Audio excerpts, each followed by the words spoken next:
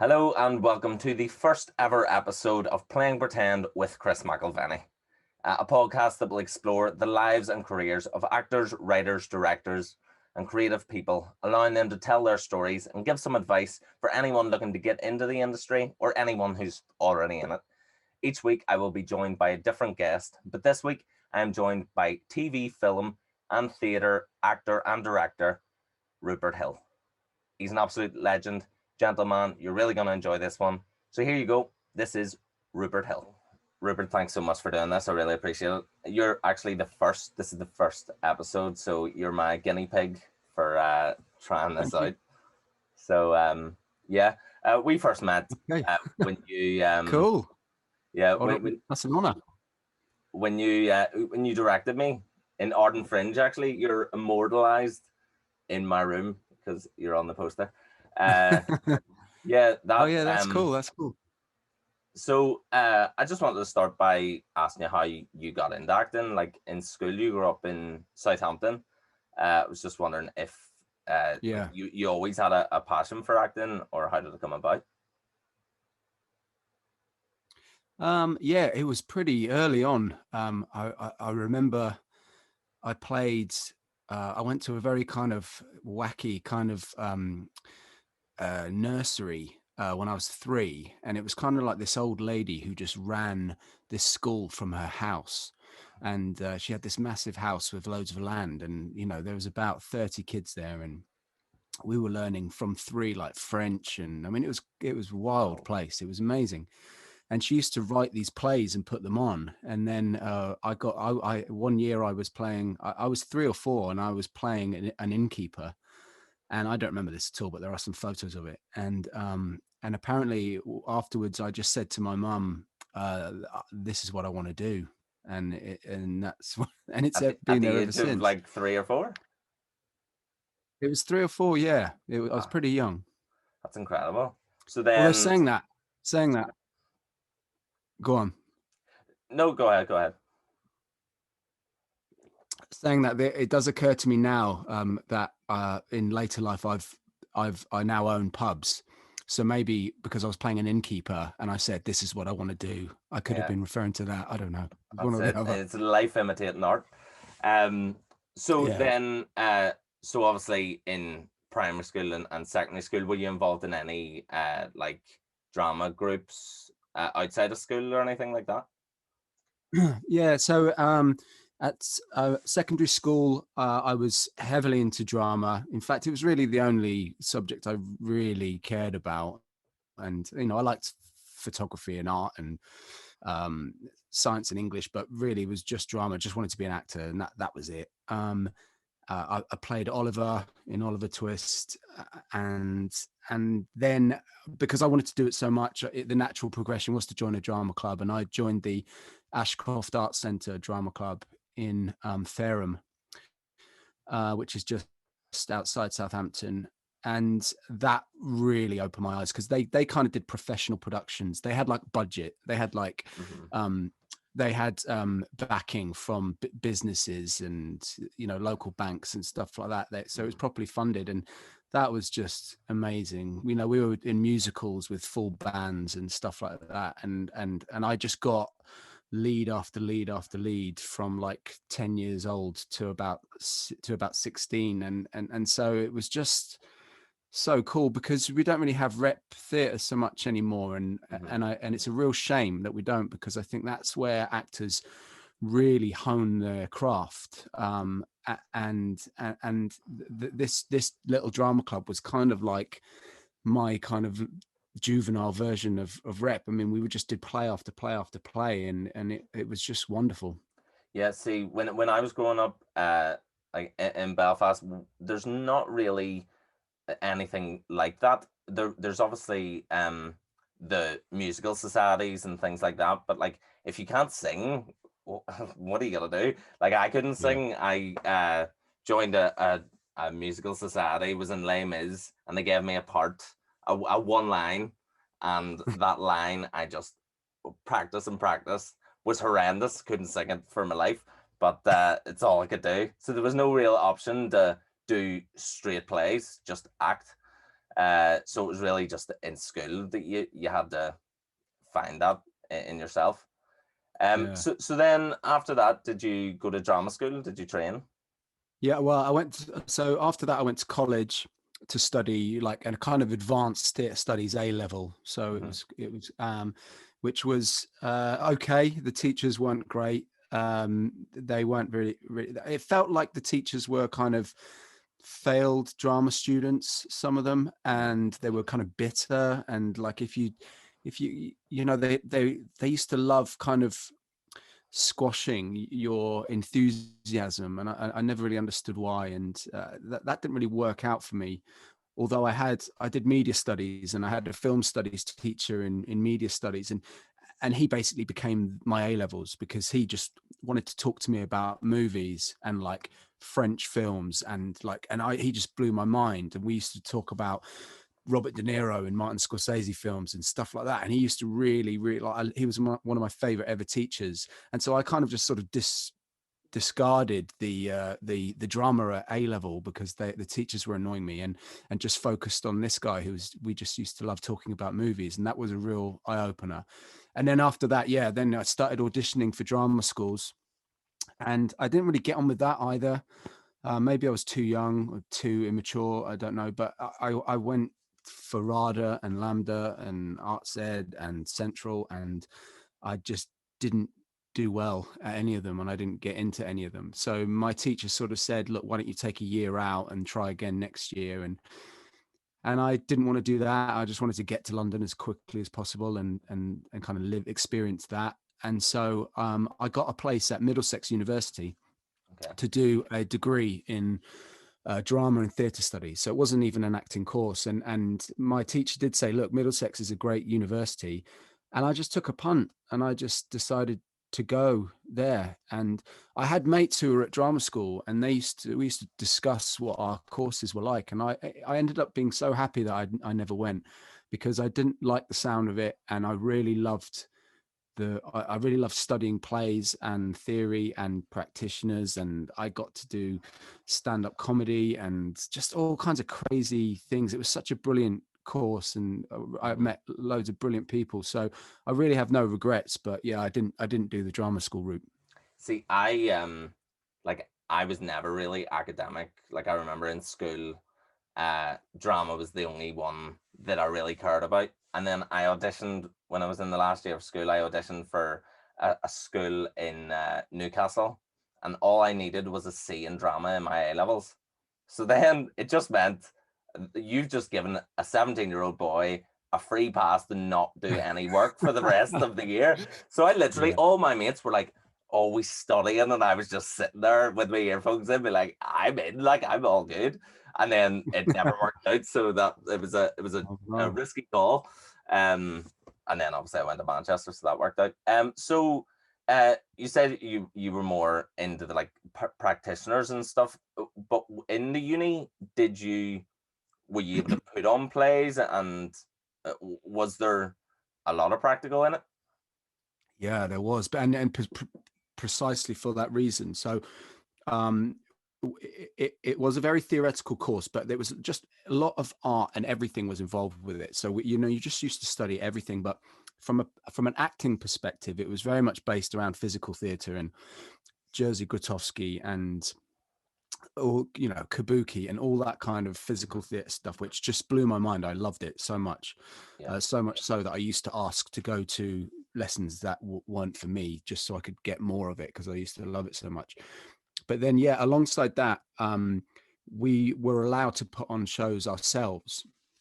Hmm. And I became very close with a pal who started directing, and he started putting on shows. So we did Hamlet, Wow. like a 2.5 hour version of Hamlet, and it was all extracurricular. And it just blows my mind to think that we did that. Yeah. And I was playing Hamlet, and at the same, in spare time alongside doing a degree. I mean, it was just crazy, but it was wonderful. It was wonderful. Yeah. Well, what I've kind of learned is to be successful in this industry, you have to have a work ethic like no other. So Mm. doing those extracurricular things and putting on your own plays is kind of a necessity, to keep your mind active, keep like looking at different texts and different ways of doing things, it is so important for a development of an Yeah. actor.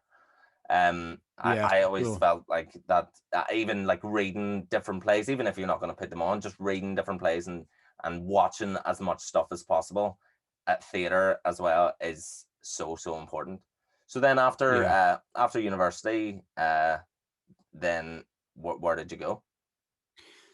So, I mean, as you probably know, you probably experienced this too. You get to the end of university and you're on such a massive high, and then you just hit a massive low. It's like the worst ever come down as you realize, oh shit, I'm in the real world now. Yeah. And it was grim, man. It was I signing on for the Dole, and them saying, "Have you found any acting work?" And it's like, no, I've not found any acting work. And then I did get an agent really early on. An agent came to see me in my first ever show at university in my first year, Wow. and she said, "I was just waiting for you to graduate before, but I always knew I was going to ask you to join," which was great. But nothing came in, and it was like a year of nothing. And then a guy who was making an independent film on his own with no money offered me like one of the leads in it, and I jumped at the chance. So I moved out my flat, and we filmed it in Derby for like a month, and we just drank far too much and made this kind of all right film. And then I had another realization and a come down back to earth, Yeah. because I went back to London and had nowhere to live. And so I was staying with friends and working in bars to try and then, it was just grim, and it was fun, but it was hard. And then all of a sudden I got a new agent, and then I got one advert came through, and it was like $1,000. That was like more money than I'd ever heard of. Mm-hmm. And then from then I just started getting more adverts. I did quite a few in a row. Ended up doing about 6 in a row, and the money was really good. And then I got an episode of Doctors. And then back in those days, if you did something for the BBC, like I remember I did Doctors and then EastEnders, Holby City. It was just like BBC, BBC, BBC.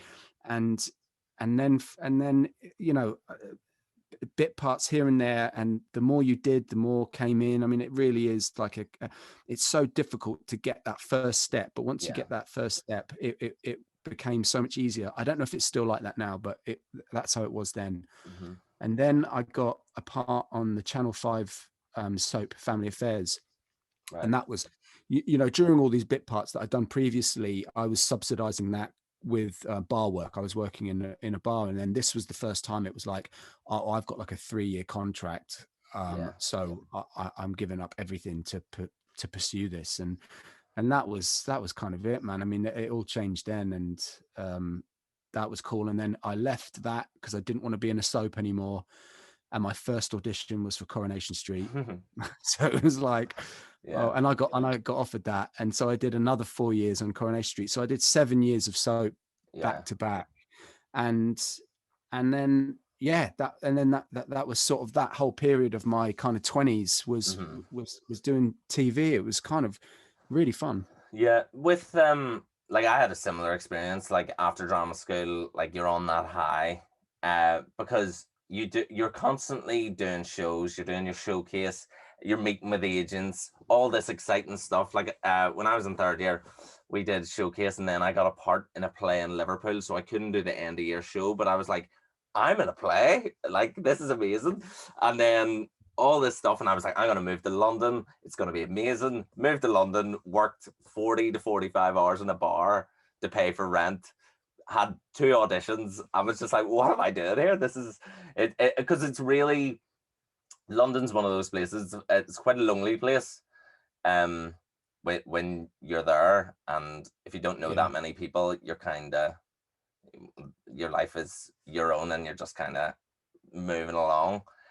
So with Coronation Street, like at that time, like it's obviously it's such a big show, like, but at that time it was before the time of Netflix, Amazon Prime, the constant amount of things that are being made now. So there's so much more stuff out there. But then, well, it was 2004 you joined Coronation Street.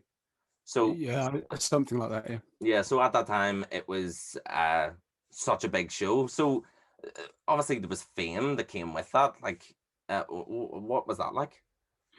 Well, I'd had a bit of that from Family Affairs because it didn't have anywhere near the same viewing figures, but it was pretty big.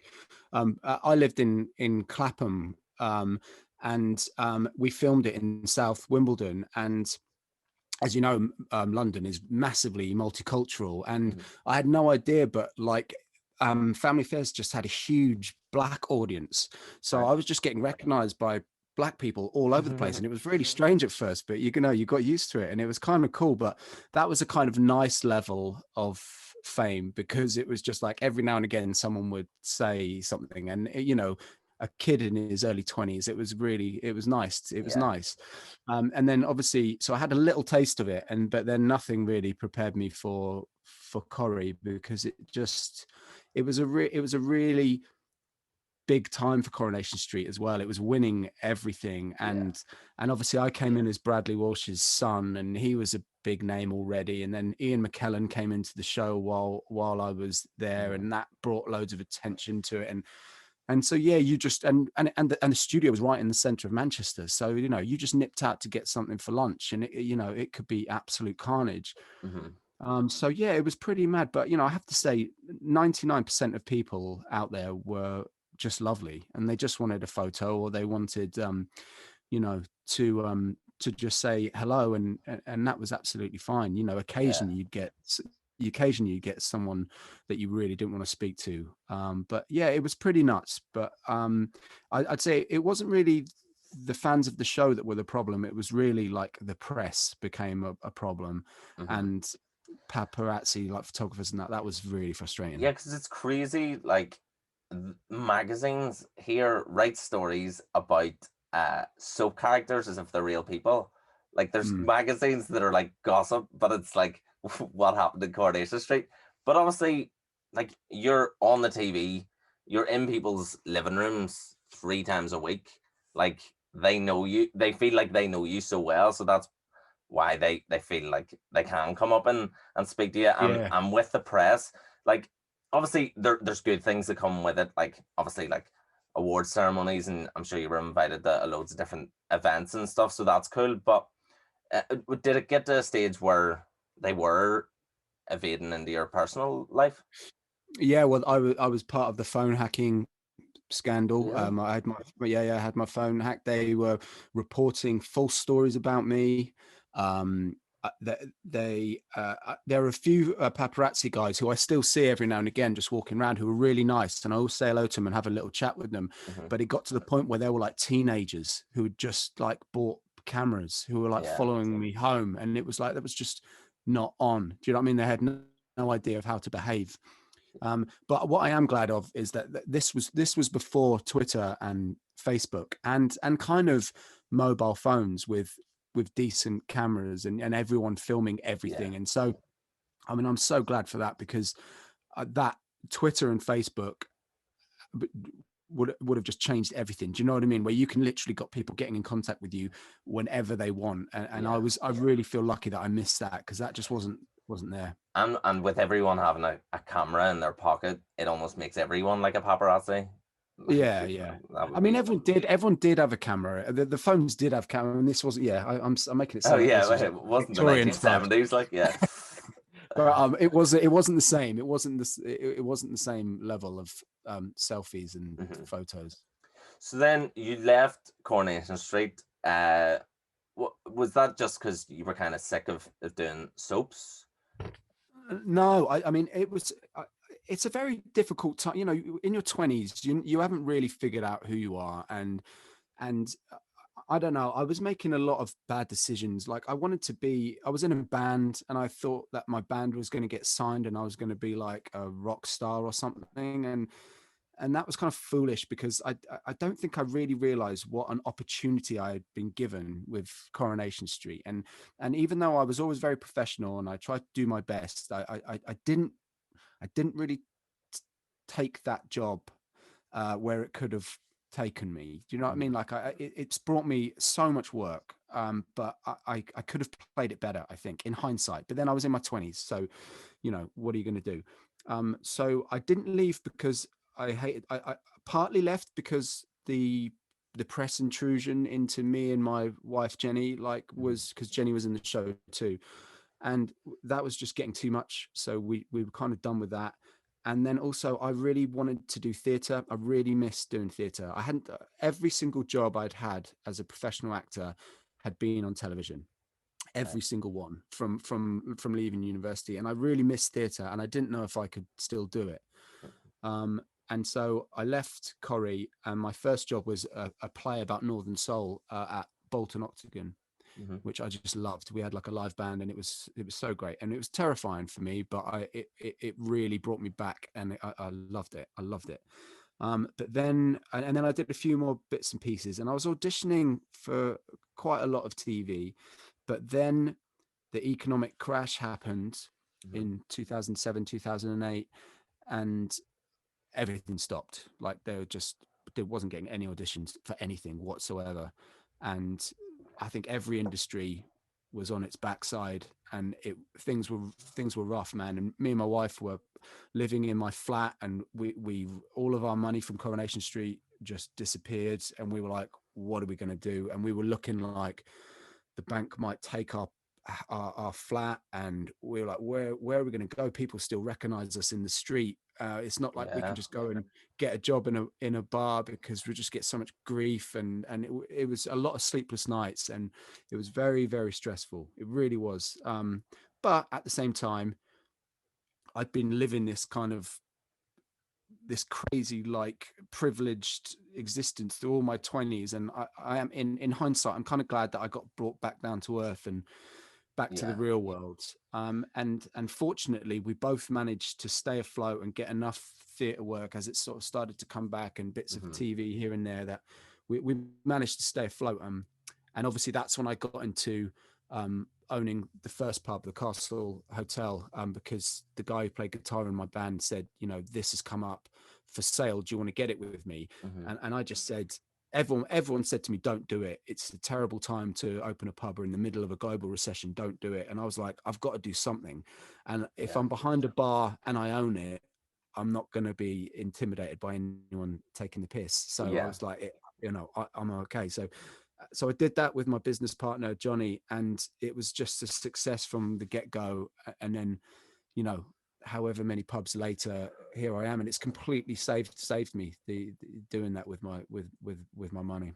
And was that first pub is the type of pub that there would be gigs on? Is there like a space, like a stage and stuff? Well, we took it on, and it was like half a pub, basically. It was in a massive need of renovation, but we had to prove to the brewery that we could make a success of it. And then they pumped like 250,000 into a refurb. And we have like a really massively popular live music venue in the back there now. And Gulliver's the same. The Eagle we had with another music venue, and then we got the Parlour in Chiltern, which we won the best roast dinner in the country in 2012, which was nuts. And then I've now got the Royal Exchange Theatre, the Rivals Bar and Restaurant there, and we've just got a new one in Cheadle now, which is obviously not open, but we're just refurbing it, hoping for the return to normality. Yeah, I was gonna say, because so you're an actor, you're a director, but also you own pubs. Like, you're kind of in two industries which have just been decimated by this pandemic. Like, how has it been trying to keep it going? It's been really hard, particularly with the Rivals at the Royal Exchange, because we had like nearly 50 members of staff, and obviously we couldn't keep all of them on. So we tried to keep as many on as we could on furlough, but even when people are on furlough, you still have to pay their PAYE and pensions and whatnot. So and also, when things get back to normal, it's going to be a while before we need 50 members of staff again. I think everyone's going to be gradually getting back to it. So that was really horrible.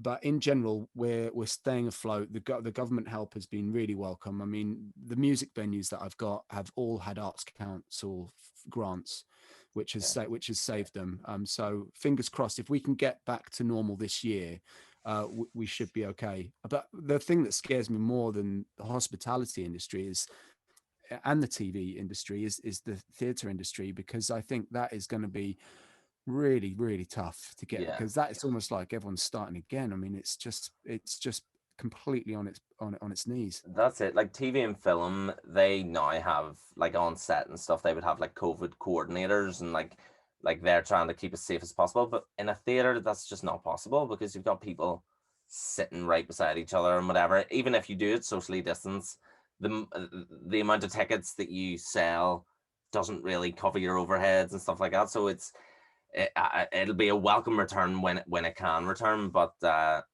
it's just who knows. Like It's we're so a hard year to make later. money. It's so hard for producers to make money at the best of times with theatre. Do you know what I mean? You'll Yeah. get the anomalies like Hamilton that will come along and it will just be sold out every single night. But Hmm. even the full Monty, which I directed, but I was also in, it had huge houses every night, but it wasn't a done deal that it was just gonna smash box office records and make Hmm. tons of money, because it's just, theatre is just really precarious, and it's really important that we reinvigorate theatre for younger people, because it it's still very popular with the elder, the more old generations, Hmm. the mid to elder generations. It's still popular there, but being at the Royal Exchange a lot, there is a real lack of younger people coming into theatre, and I think that is what, if theatre has to start again, then they should really be focusing on enticing the next generations to Yeah. to come into buildings. That's it. Like, I find it so interesting because obviously maybe I'm biased because I'm an actor, but like, there's people I know in my age and who have never been to the theater but don't have an interest in the theater, and I'm like, if you went, it's so much better than a movie. I'm like, I promise you, you will love it. But it's just I don't know what it is and how you entice that generation to come and enjoy because they've got Netflix and all the rest of the unlimited supply of entertainment that they're like, well, why would I pay 20 quid to go see a play? It's a hard one. I wanted to talk about the Full Monty. So you were cast in that uh Yeah. first. So you did a UK tour of that before you Yeah. directed? So yes, I did it for a year and a half, um, and it was just the most fun. Um, yeah, so we toured everywhere. I mean, I'd done a few tours by that point, but this was like by far the most popular. I mean, it was Mhm. really, really well received, and again, we used to get lots of women went to see it, obviously more than men, but a lot of women who'd never been to the theatre before, like you were saying. And I think Mhm. that, what we were saying about how do we get people to go, you have to give them something that they've not seen before, and I think ticket prices is a really important thing. It's got to become cheaper to Yeah. go, but if it gets cheaper, then it needs to be busier. Yeah. But anyway, yeah, so the Full Monty, yeah, that was a year and a half of doing that, and it was wonderful and great. And then the idea was that I was going to be another director's assistant, because I had very little experience. But it didn't pan out that way. And David Pugh, who was the producer, just said, "No, I want you to just have a crack at directing it." So that was Okay. quite scary. But because I knew the play inside out, Mhm. that helped hugely, and it was a phenomenal experience. I really want to do it again. Yeah. So how does that work? So if you do a tour for a year and a half of a play and it's directed in a certain way by whoever directed you, then you come on board as a director. How much do you change of the original direction that you were given, and what ways that work? Yeah, so I mean, I think I didn't reinvent the wheel and start, what I mean, start with a clean slate and completely change it. I think I kept the bits that I knew worked, and I changed a hell of a lot that I thought didn't, and I just tried to make it more vibrant and more fast paced and more enjoyable. I changed a lot of the music, a lot of the kind of special effects, if you like. I had an entirely new lighting designer and sound designer, which I worked really closely on changing. And obviously with a different cast, you know, some of the casts were the same, but a lot of them were different, and you get a completely new thing through that as well. But essentially the full Monty, I knew it worked when it worked, and there was no point trying to fix something that Yeah. didn't need fixing. And the audience really are the integral to the end of the play. It's where I Hmm. think the play surpasses the film, actually, because the audience become part of the show. That's and it. it and it really, the atmosphere just goes nuts, like proper nuts, and it's really amazing to watch. Because a friend of mine, Millie, who was in the play that you directed, she Oh worked yeah. in the theater in Manchester, so we got free tickets to go see the full Monty, and it was the one that you Oh, did you? directed. Oh right. And so it was weird for me because I was like, I think I'm the ugly fella in this section, but Yeah, yeah. I don't care because it was a great it like because it's a great story and it's a great Mm, play, but then the ending, like you said, it's different from the movie because in the movie you're kind of living vicariously through the women who are in the show or the men who are on the stage mm. doing it. But then when you're in the theater, they're right in front of you doing it. And the atmosphere in the place, it was like a rock concert. It was crazy. People Yeah, just went wild. yeah. What was it like? I've always wanted this. What's it like just getting naked on stage every night? Yeah, the first time we had to do it in front of each other in rehearsal was Right? just like mortifying, because it wasn't even like, we weren't even lit. We were just in like this church kind of building, this huge building, and it was just the boys and the director and the choreographer, and right, we knew we had to get naked, and everyone was stressing about it, and everyone was just like, right, make sure you get a towel to me as quickly as possible, and everyone was being really like arsey, and then we ended up doing the dance and threw the hat off, and we were all completely naked, and then we all just started like cracking up, and we all just started running around, and then really from then on it was just fine. And you know, it was kind of, the more we did it, the more it just became so fun, and with the reaction that we were getting from the audience, and you were right to say it's like a rock concert. I mean, that's how it felt on stage. It was just like the roar of Mhm. noise coming from the audience was so extraordinary, and every night it never got boring. It was always really, really fun, and because you knew it was the end of the play as well, and in like 10 minutes you're going to be in the pub, it was Yeah. just like the best feeling. It was so um funny to me yeah, because like they know what's coming. It's the full Monty. What else is gonna happen? And it's like they don't know when it goes off, and they go, "Ah, oh my god!" I'm like, "What did you expect?" But yeah, no, the atmosphere. I've actually never been to a show like that, like where the atmosphere is so electric. That ending, it was just unbelievable. yeah, Um, yeah. so so with directing, that obviously wasn't your first directing job, but did you always have an interest in directing? um yeah, I mean, I did a horror film, like a low budget horror film called Entity, um a few years ago, and I got really interested in talking to the DOP about what camera he was using, and learning about digital photography, and then he was sort of saying to me, you know, you can get digital cameras that are affordable, and they look like, you know, if you get the right kind of grading in the edit, then it can look like cinema. And we talked about that, and the director talked to me about how he got the money to fund it, and I came back from shooting that film thinking like, I want to direct my own film. So I started writing a short film, and I just put out on Facebook, can anyone help me? I'm looking for a crew, and I just want to make my own film.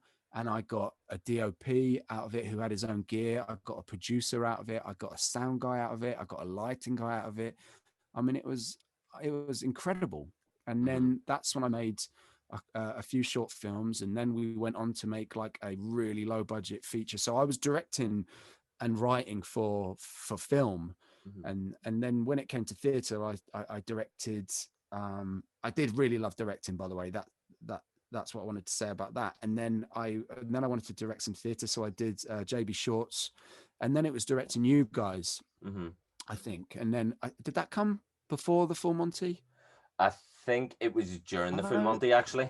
I was during, yeah. Okay, so basically, I just wanted to. I didn't want to give up acting or anything. I really wanted to do, because when I did start directing the Full Monty, I also had a part at the Royal Exchange in Death of a Salesman, That's and right, yeah. I was like, during rehearsals, I was spending all week with um, the Full Monty crew in London, and then Sarah Frankham, bless her, just allowed me to just come up for the odd day to work on my scenes with Don Warrington, and so thank God she let me do that, because I loved doing both of those jobs, and the fact I got to do them simultaneously was a real treat. Well, what's crazy is you were doing those two and Oh directing yeah, us and you all at guys. the same time. Because I That's remember right. we came to the Royal Exchange for a read through of the play with Ian Kershaw, and I'm pretty sure you were in your costume. It was like in between like rehearsals or whatever. And then we were like, oh yeah, fair play to you for taking the time out. And you were like, you had to go to like Sheffield or something to go see the Oh boys who were yeah, doing the Full Monty. I was like, jeez, he's busy. That's crazy. Yeah, just yeah. a lot Not going so on. much like that now. Not so much Yeah. like that these days. Actually, so just before lockdown, you were doing Lady Chatterley's Lover. Mm. Um, had you started the run of that, or were you just in Yeah, rehearsals? Oh, really? we're about halfway through the tour. That was a real shame.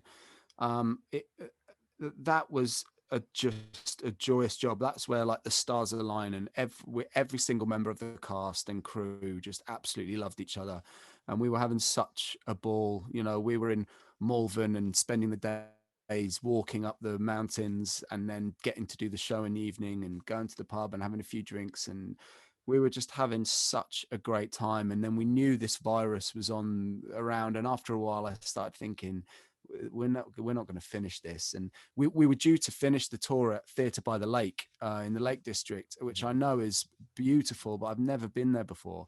And so I was so looking forward to that as like the final week. But yeah, it got pulled in Guildford, and we were just all completely devastated, you know. But it was kind of, it kind of helped in a weird way that the rest of the industry was also pulled on the same evening. Do you know what I mean? It was Yeah, just it's we kind were of all like in you're it. in the We were same all in it boat. together. But yeah, but it was a real shame, and I would do anything to just be able to pick up where we left off and just carry on. So Yeah, you know, you never know. Maybe one day it'll come back. I really hope so. It was a joy. and throughout lockdown, you've been doing like radio plays and stuff. Yeah. How does that work? Mate, I did a very smart thing. Basically, as soon as I realised we were going to be locked in our houses, I mean, I had a fair amount of equipment already from when I was in a band, and we used to record, ourselves, and so I had a bits of equipment, but I just bought some extra bits and bobs, and got the best equipment I could possibly do, and then built a kind of studio up here, and then I just wrote to the directors at Radio 4 that I've worked with before, and just said, look, I don't know if it's worth me telling you this, but I've got this microphone, and I've got this computer, and this equipment, and blah blah blah, and uh, and I bought one of these things, which is an ISO cube, which you Oh just yeah, stick on your mic, and it works like a kind of soundproof. So it's just little things like that, and then amazingly they just started coming in, and I think me and my wife did about 5 or 6 during the last year, and then and then voiceovers too. We both are with the same voiceover agent, and then we started doing them from home. So it was just such we lucked out. Basically, it was shrewd of me, but it was really lucky as well. yeah. It's because it is strange because like so many actors are out of work, but when you're able to do things during this time, it's just an absolute blessing. Not only to have something to do, but you're earning, you're doing work, and you're Yeah. doing what you want to do. So like, logistically, how does it work? Like, is it like a radio play? Are you acting with other actors that aren't in the room? Yeah. Well, How does funnily that enough, work? the last one I did was called Stone, which is coming out soon actually, and it was with Hugo Spear playing Detective Stone, and Hmm. he played my part in the full Monty, which was Really? which was really bizarre. Or no, I should reverse that. I played his part in the full Monty. Nice. Anyway, that was cool. But basically, it's a bit like Zoom, but it's all audio. So you can hear you can hear every actor, and you can hear the director and the writer, and whoever else. And there's normally a sound engineer, and you can record your end, and they record their end. They don't, but the quality seems so good now that they don't tend to need your personal recordings anymore. Like I think they've just managed Wow. to get through that. So it's really weird. So you've got your script and you're acting, and so if I'm acting alongside Hugo and he's in London and I'm in Manchester, but we're doing a really intimate scene together, like we're in the same room. I mean, it really is. It's brilliant. It's incredible, and Hmm. it's again, it's really nice working from home. Really, really nice thing to do. Yeah. Stone actually, we were able to, when we were in drama school, we were able to sit in on a recording of that. Once our teacher Rachel was able to facilitate that, and I found it so interesting because I'd never understood how a radio play works and how it goes on, and like there was a they were recording a thing in a car, and they're just sitting in a car, and we were sitting there, and they're just holding the mics, and they're proper into it, like acting. And like, it seems like there should be a camera, but there's not. It's just it's so interesting that that type of acting is so, and it's so lucrative as well. From what I hear, I've never done one, but I've heard it's such an interesting, different way of doing things. Radio Yeah, I play. mean, what? So they were in an actual car. Yeah. Oh, really? And That's like, unusual. yeah, oh really? So yeah, That they is, had there was a bit where they got into a car and then drove. It was so interesting. I was like, okay, what so is this? they were outdoors. Yeah, Yeah. there Okay. wasn't a Yeah. car in Because the studio. no, I was going to Yeah. say that would be crazy. Because I did one which was recorded on location at Edinburgh Festival. So literally, we were just walking around the streets and with a guy with a boom, and so the background was just a cacophony of noise. But that was kind of cool. But that's quite unusual. Normally, you have somebody, you're in a studio, and what they add on the car later, or they add on the doors, and you know what I Mm. mean. It's all done in post. Um, yeah, no, it is. It's great. It's great work. Right. I just wanted to ask you. Obviously, during this time, we all have so much time to watch things, listen to things, read different stuff. I was just wondering, what are you watching at the minute? What are you listening to, reading? Yeah. Anything you would I'm reading. recommend? I'm reading a Haruki Murakami book called 1Q84, which is actually three books in one. And I'm listening to the audio version of it, but it's 47 hours long. Oh, But it's really good. It's like a kind of thriller. It's great, really, really good. That's what I'm reading at the minute. And I loved Small Axe on BBC iPlayer, the Steve McQueen films. mhm. They were amazing. I watched The Dig this morning um, on Netflix, which was phenomenal. Ray Fiennes is absolutely phenomenal in that. Um, St. Francis, I thought was amazing. Baby Teeth was amazing. Portrait of a Lady on Fire was amazing. These are all movies. They're all on Netflix. Oh no, Portrait's not. That's on something else. Yeah, so I'm trying to watch as many films as I can. Um, um, and listening music wise, I'm listening to Gorilla's new one, Phoebe Bridger. Anyway, she's great.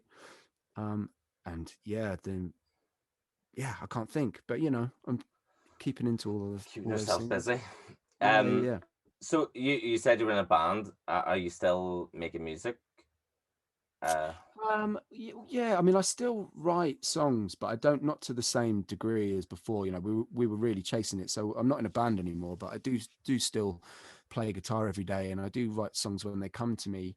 I, I'm actually I'm trying to flirting with the idea. Well, me and Kirsch are flirting with an idea of trying to make some kind of non-musical musical. So I don't write songs that you would ever expect to be in a musical, but we're trying to think of maybe you could have a musical where the songs are just like normal songs, Hmm. and you know, Kirsch is a fantastic writer. So if we could get something off the ground, you know, just a small thing that could be put on at somewhere like Hope Mill or somewhere like that, that would be Yeah, really cool. But you know, we're way off yet, but that would be fun. fair. And just to finish off, I just want to ask, have you any advice for any aspiring actors or directors or anyone who's looking to get into the industry or already in it and are struggling at the minute? What would be your advice? Oh, it's really tough. I do really sympathize, particularly with you guys, your generation, because you know you've done the work and you're ready to rock now, and then this comes along and completely screws everything up, and it's going to be a while till it gets back to normal. But I suppose the good things are that everyone's going to be wanting to make content, and there is a lot. There will be a lot of work out there.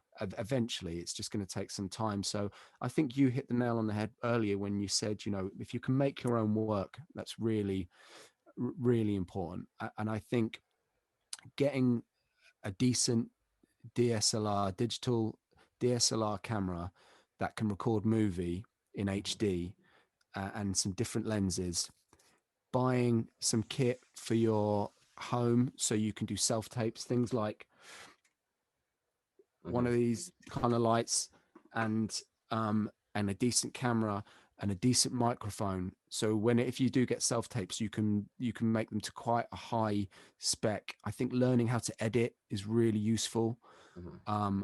Just learning the technical side of the thing, because I think that if you know how to use a camera, for example, it might really help with the way you perform in front of one when you know how it works. And Hmm. I think and I think it's really difficult to not get desperate for a job.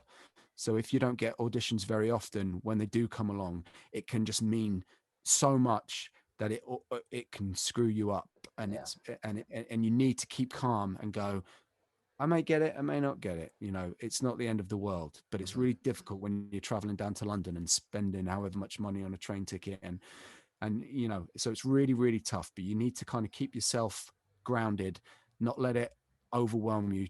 And if it's making you unhappy, like if it's making you physically unhappy or depressed or anxious, then have a word with yourself and decide whether or not this is actually something you really want to do, because it is a really difficult occupation. And my other advice is the thing that saved me so much was having another interest.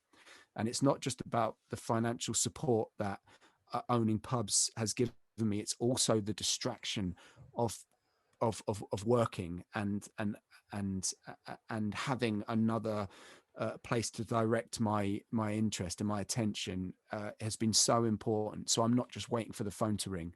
I keep myself busy with other things. I think that's really important. Yeah. Rupert, thanks so much for your time. I really appreciate you coming on for the first episode. You're a legend. Thank you so much. Nice one. Cheers, Chris. So there you have it, folks. That was Rupert Hill, an absolute gentleman. Next week, I'm joined by Geraldine Hughes, a Hollywood actress from right here in West Belfast. So join us next week for that. If you could, tell your friends about the podcast, like and subscribe to the video. This has been Playing Pretend with Chris McIlvenny. I'll see you next week.